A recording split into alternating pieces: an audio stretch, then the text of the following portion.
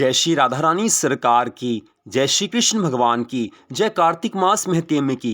मंदिर श्री बंसी वाले महात्मा यूट्यूब चैनल की ओर से हम आप सभी भक्तों का हार्दिक अभिनंदन करते हैं। आज हम आपको कार्तिक मास महत्म्य के 26वें अध्याय की कथा को सुनाने जा रहे हैं। पिछले अध्याय की कथा में आपने आंवले के वृक्ष की उत्पत्ति की कथा सुनी थी। अब उससे आगे की कथा। शौनक आदि सब ऋषियों के पूछने पर आज श्री सूत जी महाराज आगे की कथा का वर्णन करते हुए कहने लगे हैं कि हे ऋषियों, जो मनुष्य कार्तिक मास में आंवले के वन में भगवान श्री हरि की पूजा तथा आंवले की छाया में भोजन करता है, उसका पाप नष्ट हो जाता है। आंवले की छाया में वह जो कुछ भी पुण्य कर्म करता है वह करोड़ों गुना हो जाता है। प्राचीन काल की बात है, कावेरी के उत्तर तट पर देव शर्मा नाम से विख्यात एक श्रेष्ठ ब्राह्मण रहते थे, जो वेदांगों के पारंगत विद्वान थे। उनके एक पुत्र हुआ जो बड़ा दुराचारी निकला, पापी निकला। पिता ने उसे हित की बात बताते हुए कहा, हे पुत्र, इस समय कार्तिक का महीना है जो भगवान विष्णु को बहुत ही प्रिय है। तुम इसमें स्नान, दान, व्रत और नियमों का पालन करो। तुलसी जी के फूल सहित भगवान विष्णु की पूजा करो। भगवान के लिए दीप दान, नमस्कार तथा प्रदक्षिणा करो। पिता की ये बात सुनकर वह दुष्टात्मा पुत्र क्रोध से जल उठा। उसके होंठ फड़कने लगे और उसने अपने पिता की निंदा करते हुए कहा है, हे तात, मैं कार्तिक मास में पुण्य के कार्य नहीं करूंगा, पुण्य संग्रह नहीं करूंगा। पुत्र का यह उद्दंडतापूर्ण वचन सुनकर देव शर्मा ने क्रोध पूर्वक कहा कि ओ दुर्बुद्धि, तू वृक्ष के खोखले में चूहा हो जा। इस शाप के भय से डरे हुए पुत्र ने पिता को नमस्कार करके पूछा, हे पूज्यवर, उस घृणित योनि से मेरी मुक्ति कैसे होगी? कृपा करके ये बता दीजिए। इस प्रकार पुत्र के द्वारा प्रसन्न किए जाने पर ब्राह्मण ने उस शाप की निवृत्ति का कारण बताया।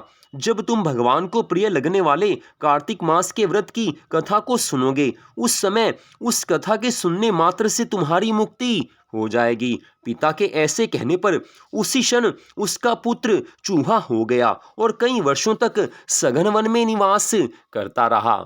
एक दिन की बात है, कार्तिक मास में महर्षि विश्वामित्र जी अपने शिष्यों के साथ उधर आ निकले हैं तथा नदी में स्नान करके भगवान की पूजा करने के पश्चात आंवले की छाया में बैठे हैं। वहां बैठकर वे अपने शिष्यों को कार्तिक मास के महात्म्य की कथा को सुनाने लगे।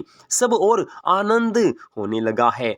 परम पवित्र आंवले के वृक्ष की छाया में बैठकर कार्तिक मास की कथा को सुनने का सौभाग्य आज सब शिष्यों को मिला है। महर्षि विश्वामित्र जी पूरी श्रद्धा भावना से कथा सुना रहे हैं और उनके सब शिष्य तथा और ऋषि मुनि उस कथा को सुन रहे हैं। उसी समय कोई दुराचारी व्याध शिकार खेलता हुआ वहां पर आ गया। वह प्राणियों की हत्या करने वाला तो था ही, ऋषियों को देखकर उन्हें भी मार डालने की इच्छा करने लगा। परंतु उन महात्माओं के दर्शन से उसके भीतर सद्बुद्धि जाग उठी। उसने ब्राह्मणों को नमस्कार करके कहा है कि आप लोग यहाँ क्या करते हैं? उसके ऐसा पूछने पर महर्षि विश्वामित्र जी कहने लगे हैं कि कार्तिक मास सब महीनों में श्रेष्ठ बताया जाता है।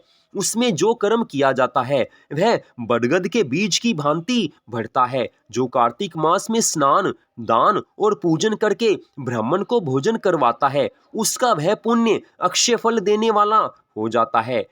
श्री सूत जी महाराज आगे की कार्तिक मास की कथा का वर्णन करते हुए आज शौनक आदि सभी 88,000 ऋषियों से कहने लगे हैं कि हे ऋषियों, व्याध की प्रेरणा से विश्वामित्र जी के कहे हुए इस कार्तिक मास के धर्म को सुनकर वह शाप भ्रष्ट ब्राह्मण कुमार तत्काल ही चूहे का शरीर छोड़कर दिव्य देह से युक्त हो गया और महर्षि विश्वामित्र जी को प्रणाम करके अपना वृतांत निवेदन करके ऋषि की आज्ञा लेकर विमान पर बैठकर स्वर्गलोक को चला गया है। इससे महर्षि विश्वामित्र जी और व्याध दोनों को बड़ा विस्मय हुआ है। दोनों आज आश्चर्यचकित हुए हैं। कार्तिक मास की इस परम सुंदर कथा को सुनकर आज वह व्याध भी कार्तिक मास के व्रत के पालन में लग गया और समय आने पर उसको भी मोक्ष की प्राप्ति हुई है।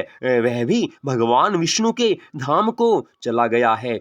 इसलिए कार्तिक मास में सब प्रकार से प्रयत्न करके आंवले की छाया में बैठकर भगवान श्री कृष्ण जी के सम्मुख कथा को श्रवण करे। जो ब्राह्मण कार्तिक मास में आंवले और तुलसी जी की माला को धारण करता है उसे अनंत पुण्य फल की प्राप्ति होती है। जो मनुष्य आंवले की छाया में बैठकर दीपमाला समर्पित करता है उसको अनंत पुण्य प्राप्त हो जाता है। विशेषतः तुलसी जी के वृक्ष के नीचे श्री राधा और श्याम सुंदर भगवान श्री कृष्ण जी की पूजा करनी चाहिए।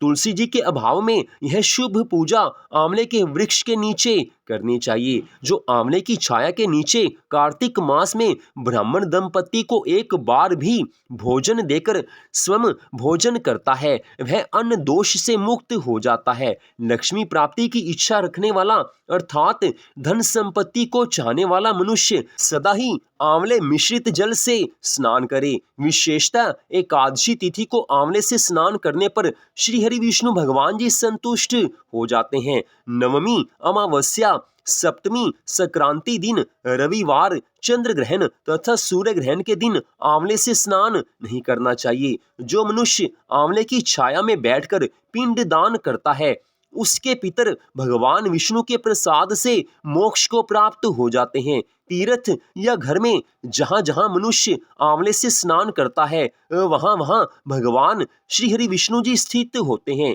जिसके शरीर की हड्डियां आंवले के स्नान से धोई जाती हैं वह फिर गर्भ में वास नहीं करता अर्थात उसको मोक्ष मिल जाता है। जिनके सिर के बाल आंवला मिश्रित जल से रंगे जाते हैं वे मनुष्य कलयुग के दोषों का नाश करके भगवान विष्णु को प्राप्त होते हैं अर्थात उन्हें भगवान विष्णु के धाम में सदा के लिए स्थान मिल जाता है। जिस घर में सदा आंवला रखा रहता है वहां पर भूत, प्रेत, कुष्मांड और राक्षस नहीं आ सकते। जो कार्तिक मास में आंवले की छाया में बैठकर भोजन करता है उसके 1 वर्ष तक अन्न संसर्ग से उत्पन्न हुए पापों का नाश हो जाता है। इस कारण कार्तिक मास में विशेष रूप से आंवले का सेवन करना चाहिए। कार्तिक मास आया जानकर आंवले के वृक्ष के नीचे भगवान की पूजा आराधना करें। आंवले के फल को भगवान जी के श्री चरणों में अर्पित करना चाहिए।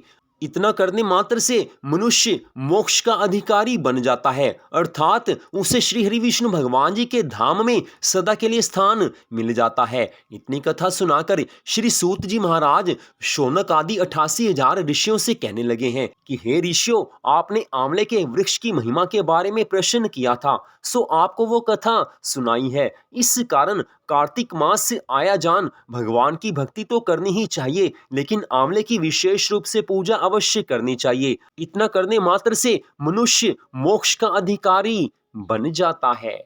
तो यहीं पर कार्तिक मास महत्म्य के 26वें अध्याय की इस परम सुंदर कथा का विश्राम होता है। इस कथा में स्पष्ट बताया गया है कि आंवले का वृक्ष बहुत ज्यादा पुण्य फल देने वाला है और आजकल हर ओर आंवले का फल मिल जाता है। आप कहीं भी सब्जी मंडी में जाएं तो इस मौसम में आंवले का फल आपको मिल जाएगा। आप बाजार से आंवला लेकर आ सकते हैं और अपने घर के मंदिर में आप भगवान जी के श्री चरणों में आंवले को समर्पित कर सकते हैं। इतना करने मात्र से भगवान प्रसन्न हो जाते हैं। आप चाहें तो आंवले के फल को आप मंदिर में जाकर वहां भी भगवान जी के श्री चरणों में समर्पित कर सकते हैं। आपके घर में जो भगवान का मंदिर है वहां पर आप आंवले के कुछ फल रखकर प्रतिदिन कार्तिक मास में आंवले के फल का पूजन कर सकते हैं। भगवान जी का पूजन कीजिए, आंवले के फल का पूजन कीजिए। इससे श्री हरि विष्णु भगवान जी अत्यंत संतुष्ट हो जाते हैं और अपने भक्तों को मन चाहा वरदान देते हैं। और इस कथा में स्पष्ट रूप में बताया गया है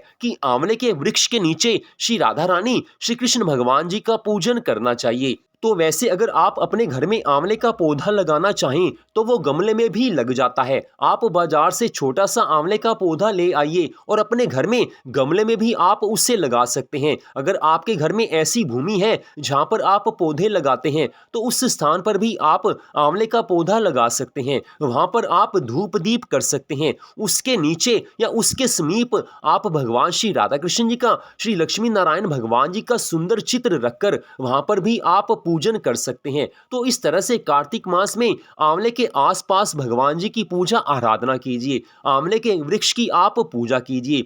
जिस तरह से तुलसी जी की महिमा अनंत है, ठीक ऐसे ही आंवले की महिमा भी बताई गई है। तो कार्तिक मास की आज की इस परम सुंदर कथा को सुनने के लिए आप सबका हार्दिक धन्यवाद। भगवान श्री राधा कृष्ण जी की, भगवान श्री लक्ष्मी नारायण जी की, आंवले के महान वृक्ष की अनंत कृपा सदा आप सब पर, आपके परिवार पर बनी रहे। इसी मंगल कामना के साथ जय श्री राधा रानी सरकार की, जय श्री कृष्ण भगवान की, जय श्री लक्ष्मी नारायण जी भगवान की, जय कार्तिक मास महत्म्य की।